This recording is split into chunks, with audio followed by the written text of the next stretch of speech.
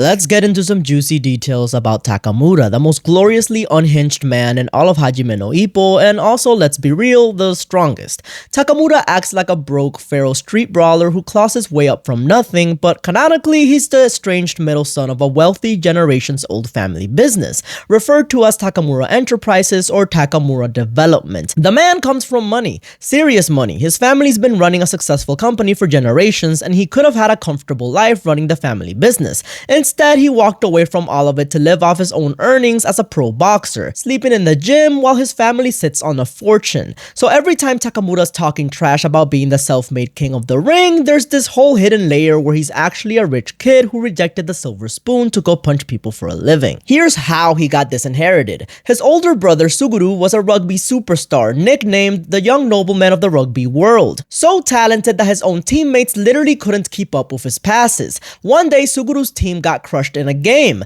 and the fans in the stands started hurling insults at him. Takamura then proceeded to go into the crowd and injured about 20 of those fans. 20! As punishment for the chaos, Suguru's team got hit with a full year-long suspension, and Takamura got kicked out of the family over it. So think about the irony here. He got exiled from his rich family for beating up a crowd of people to defend the same brother who spends the rest of the series calling him a worthless thug. He committed an act of violent loyalty for a guy who never respected him for it. Even after Takamura became a multi-weight world champion, Suguru keeps belittling everything he's accomplished, pushing the stigma that Takamura is just a brute who gets off on beating people, someone who drags mud over the family name. At one point, Suguru comes to him and basically says their father would allow him back into the family, but only if he wins the world title and quits his punching games. Imagine being one of the best fighters on the planet and your own brother treats your entire career like an embarrassing phase you need to grow out of. The one saving grace is that his older sister Kyoka and younger brother Wataru actually do support him.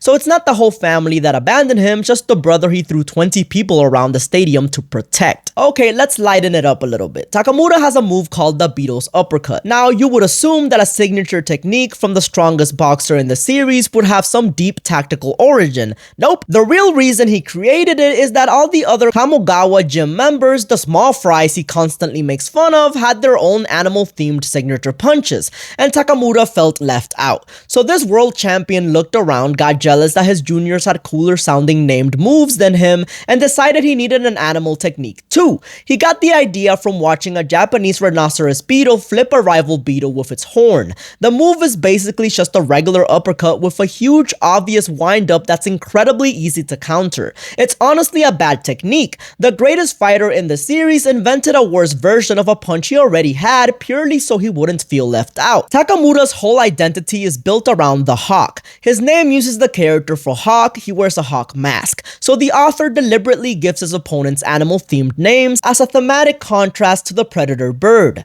But it goes further than that. A bunch of those opponent names are actually puns on famous cartoon characters. We're talking names playing off Mickey Mouse, Donald Duck, and Peter Rabbit. So when Takamura the Hawk steps into the ring, he's often facing a guy whose name is secretly a riff on a Disney or storybook character.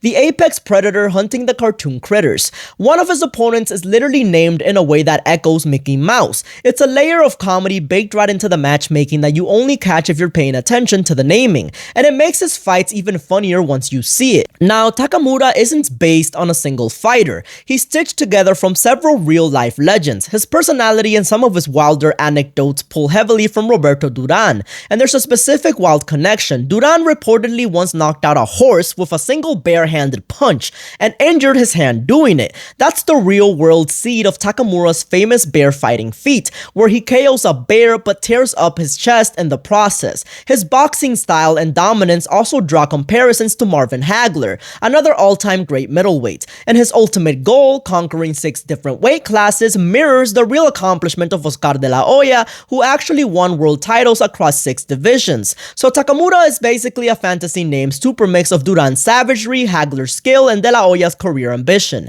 all rolled into one absurd package. Let's clear up the most legendary Takamura story. Everyone knows him as the Bear Slayer, but he didn't technically slay the bear with his fists. What actually happened was that while training in the mountains, Takamura ran into a mother bear and fought it, repeatedly punching it in the forehead. He did weaken it and survive, which is insane on its own, but the bear clawed deep gouges into his chest and arms, leaving those iconic scars. The bear was actually finished off off later, shot and killed by Nekota, the old mountain man, specifically because Takamura had requested bear stew, so the bear slayer nickname is built on a fight he survived rather than a clean kill, and the animal was ultimately taken down so he could eat it, and notably, it's left ambiguous in story whether people even believe he fought a bear at all. A lot of characters think he's just talking his big game. The legend is a half myth even inside the manga. The origin of his boxing career hinges on a single moment that almost didn't register. Coach Kamigawa was walking through Tokyo one night and saw Takamura brutally beating down a group of delinquents in a street fight. Now, Kamigawa initially dismissed it as just another pointless brawl between thugs, nothing worth his time.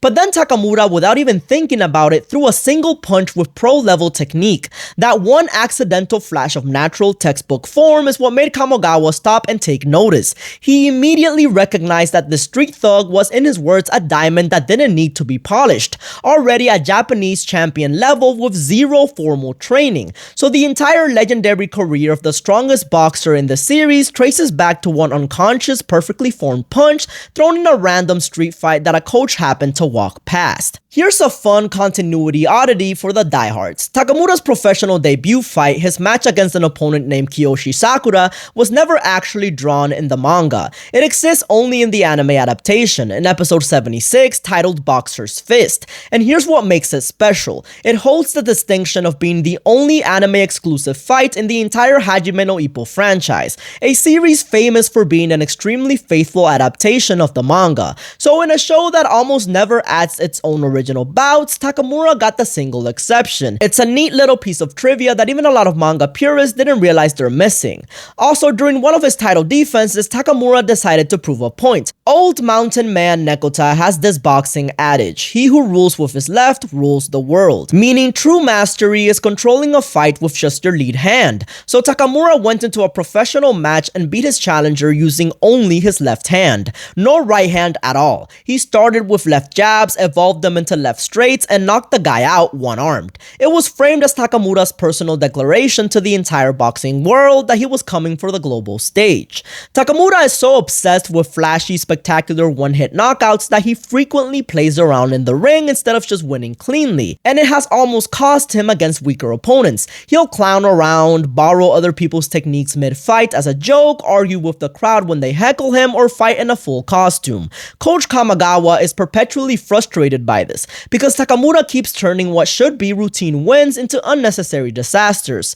The thing that makes him a box office draw, the theatrics, the ego, is the exact same thing that occasionally puts him in danger against fighters he should demolish. His greatest weakness is his own need to put on a show. Let's talk about the deeper role he plays in the story. Early in Hajime no Ippo, the author establishes a harsh reality of this fictional boxing world. Japanese boxers are treated as having a natural ceiling. The accepted wisdom is that they can climb domestically but get crushed the moment they reach the world stage. Character after character hits that wall. Takamura is the living, breathing rejection of that entire idea. He's stated to be the only Japanese boxer in the story to actually win a world title, and he does it multiple times across multiple weight classes. He carries the hope of an entire country that's been told it isn't good enough. And here's the thing that makes him special. The pressure of a whole nation cheering doesn't make him nervous, it empowers him. Where that weight would crush most fighters, Takamura feeds on it. Now, let's close on the fact that ties the whole character together.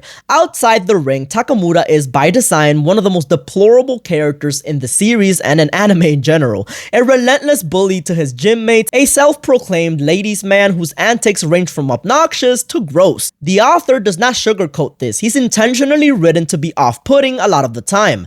But the ring is the one place where Takamura lives completely earnestly. All the clowning and ego melts away the moment a fight gets serious, and what's left is a man of total pure sincerity about boxing, to the point where even Aoki and Kimura, the guys he torments daily, openly admit that when it comes to boxing, Takamura is a sincere and honest man. His respect for Coach Kamigawa runs deeper than almost any relationship in the series. So the whole character is a deliberate contradiction, a liar and a show-off everywhere in life except the one place it matters most, where he becomes the most honest man alive. That duality individuality is exactly why he's a fan favorite despite being on paper kind of a terrible person. So yeah, Takamura is so much more than the loud guy in the bear skin. He's a walking tribute to real boxing legends, a petty genius who invents bad punches out of jealousy, and a man who's only truly honest when he's throwing hands. Thanks for watching the video. If you have any anime characters or anime topics you'd like me to analyze, drop them down in the comments below.